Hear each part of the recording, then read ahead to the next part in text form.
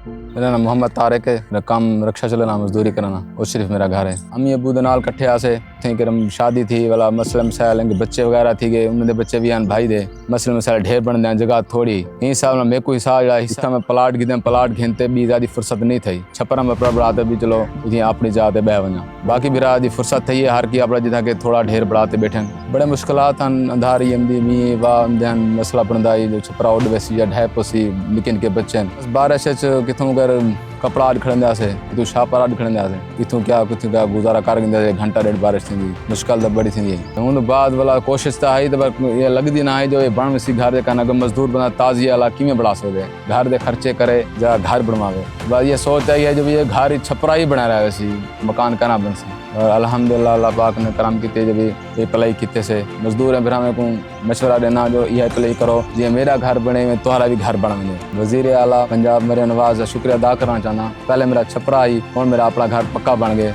मेहरबानी।